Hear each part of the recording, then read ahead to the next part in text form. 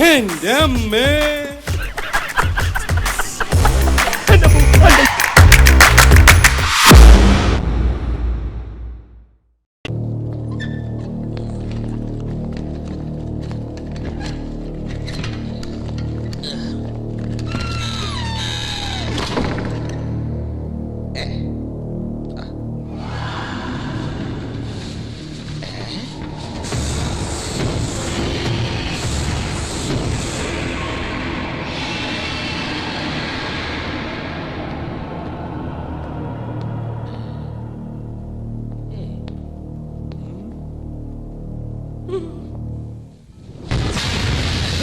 എന്താ വിളിച്ചേ?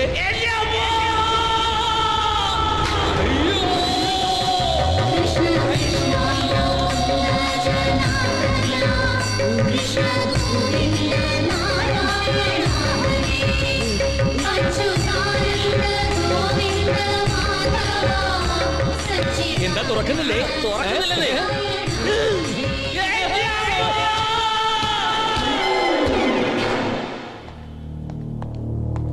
പാർത്ഥൻ, പാർത്ഥൻ, പറച്ചോനെ കണ്ണു തുറന്നു.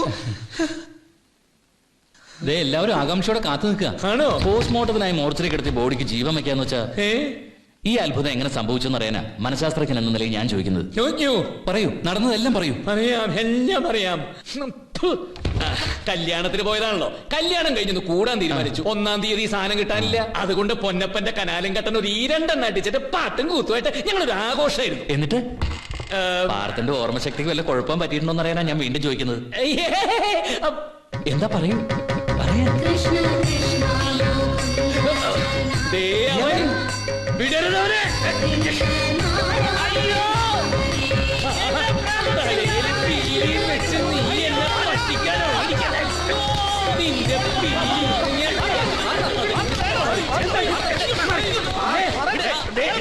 അവന്റെ തലയിൽ പീലി. എന്താ എന്താ പാർത്ഥ ഇത്? ആ തലയിൽ പീലി വെച്ച ആളാ എന്നെ മോർച്ചറിന്ന് വിളിച്ചെണിപ്പിച്ചത്. Cool down. അത് പാർത്ഥന്റെ വെറും തോന്നലാ, ഹാലൂസിനേഷൻ. വാക്കടിച്ച ശേഷം നടന്ന എന്താണെന്ന് പറഞ്ഞു. സംഗതി ഒരു 2-3 റൗണ്ട് അകത്താക്കി നല്ലൊരു ഓളത്തിൽ ഞങ്ങൾ ഇങ്ങനെ പാട്ടും പാടിയിരിക്കുമ്പോ എടുത്തിട്ട് അടിച്ച പോലെ ഒരു 3 പ്രാവശ്യം ശർദ്ദല. പിന്നെ ആരോ പൊക്കിയെടുത്ത് ആശുപത്രി കൊണ്ടുപോയതും ഇടനാഴിയെ കൂടെ സ്ട്രെച്ചറിൽ പോയതൊക്കെ ഒരു നേരിയ ഓർമ്മയുള്ളൂ. പെട്ടെന്ന് എവിടുന്ന് ഒരു വിളിച്ച ഒരു ഒറ്റ വരവ മുഖത്തേക്ക്, പിന്നെ ഒരു ഒറ്റ പോക്കല്ലേ ഒരു ദ്വാരത്തെ കൂടി. ആ ചുറ്റും വർണ്ണ കാഴ്ചകൾ, നക്ഷത്രങ്ങൾ, മാലാകമാർ, പിന്നെ കുരുത്തോലകൾ. അങ്ങനെ പോയി ചെന്ന് കണ്ടത് എന്താണെന്നറിയാമോ? അയ്യേ, അതും കണ്ടോ? അതല്ല, 10,000-കണക്കിന് മയിൽപീലികൾ ഇങ്ങനെ ഇളകി ആടുന്നു. അപ്പ എവിടെ നിന്നോ ദേ വരുന്നു ഒരു അല്ല പിന്നെ വേണുനാഥം. കാലം പോയി പോക്ക് നോക്കിയേ, ഡോളിയിൽ ഇവിടുന്ന് മലക്കി പോകുന്നു. എന്താ പാടത്ത് പണിയെടുത്തോണ്ട് നിൽക്കുമായിരുന്നു. പെട്ടെന്ന് 3-4 തവണ ഛർദ്ദിച്ചു. അന്നേരം തുടങ്ങിയതാ ഈ വാലിവ്. വണ്ടി എടുക്കണ, വണ്ടിയല്ല നമ്മുടെ വണ്ടി എടുക്കാം. ശ്വാസം വിടാൻ. ടയർ പഞ്ചറാ. ഓ നാശം. സ്റ്റെപ്പിനി എവിടെ? ഒറിജിനൽ വീട്ടിലാ. സ്റ്റെപ്പിന് ഷെഡിലുണ്ട്. വാർത്ത നിക്ക്, നീ എങ്ങോട്ടാ? ഓ എങ്ങോട്ടാണെന്നോ? ആശുപത്രിയിലേക്ക്. അതെനിക്കറിയാൻ പാടില്ല. എന്തിനാ ചോദിച്ചത്? ആര് ചോദിച്ചു? നീലപ്പ ചോദിച്ചത്. എടാ നിന്റെ തലയ്ക്ക് ഭ്രാന്തായോ? എടാ നോക്കിക്കാ, ഗോവിന്ദന്റെ ആശുപത്രിക്കാൻ നോക്ക്. അല്ല എന്റെ അടുത്ത് ആരോ ചോദിച്ചു. ആശുപത്രിയിലൊന്നും പോകണ്ട, കുറച്ച് കർപ്പൂരവും കുരുമുളകും കൂടെ അരച്ചു കൊടുത്താൽ മതി. എങ്കിൽ പിന്നെ നിനക്ക് നേരത്തെ എന്ത് ഇപ്പൊ ശബ്ദം മാറ്റി പറഞ്ഞത്? എന്ത് പറഞ്ഞു? ആശുപത്രി പോകണ്ടെന്ന് ആര് പറഞ്ഞു? നീയല്ലേ ഇപ്പൊ പറഞ്ഞത്? പടച്ചോനെ, ഇത് പോക്കാ. ആ ഡോക്ടർ അപ്പോഴേ പറഞ്ഞതാ ഇനി ആൾ നോർമൽ ആയിരിക്കില്ലെന്ന്. നോക്കണ്ട. അയ്യോ, അവിടെ നോക്കി നിൽക്കാതെ കർപ്പൂരവും കുരുമുളകും കൂടെ അരച്ചു കൊടുക്കു പാർത്ത. ഓ അത് ഞാനാണോ കൊടുക്കണ്ടത്?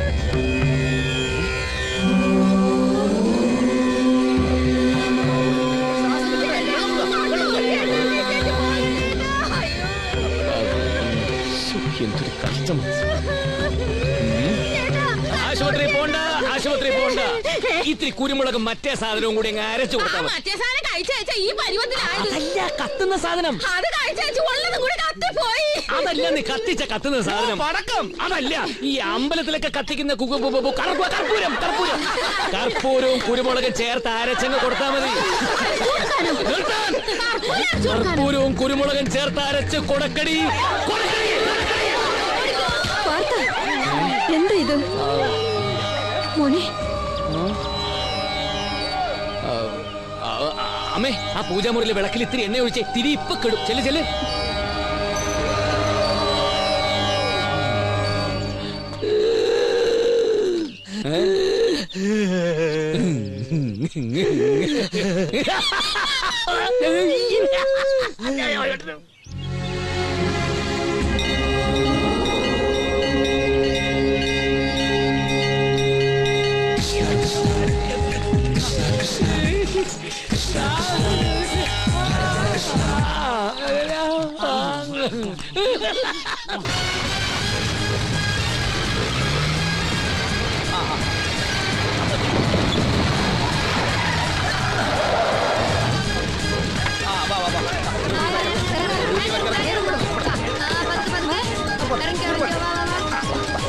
എല്ലാരും ഇവിടെ വരണേ.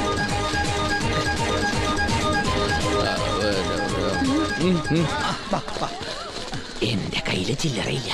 അവരോട് പോയിട്ട് അടുത്ത ശനിയാഴ്ച വരാൻ പറ. ഇവര് നീ ഉദ്ദേശിക്കുന്ന പോലുള്ള ആൾക്കാരല്ല. പിന്നെ അഗതികളാണ് അഗതികൾ.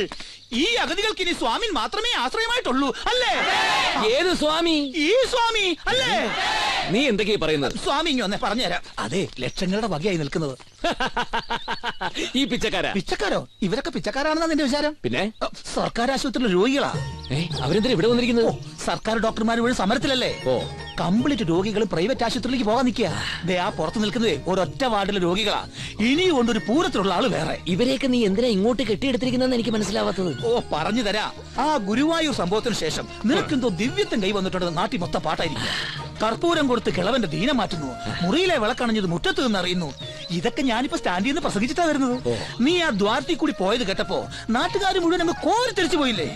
ആ കിളവന് കൊടുത്ത പോലെ എന്തെങ്കിലും കൊടുത്ത് ഇവരുടെ ദീനം മാറിയാൽ പിന്നെ നീ നാട്ടിൽ ആരാ പാർത്ത? ആരാ? ദിവ്യനല്ലേ, ദിവ്യൻ. അഗതികൾക്കായി നമുക്കൊരു ആശ്രമം തുടങ്ങാം. നീ മഠാധിപതി, സ്വാമി പാർത്ഥാനന്ദ തിരുവടികൾ. കൈ ചുരുട്ടി ഞാനൊന്ന് തന്നാണ്ടല്ലോ. നീ നിന്തിരിവടിയല്ല, പാട്ടിയായി പോവും. എന്നാ പൊട്ടീരടാ, പൊട്ടീര്. രക്ഷപ്പെടാൻ ഒരു മാർഗം പറഞ്ഞത് എനിക്ക് തന്നെ പൊട്ടീര്. നാട്ടുകാരെ നന്നാക്കി നടന്നു. നീയെ ആകെ കൂടിയുള്ളത് ആ കട്ട വണ്ടിയാ.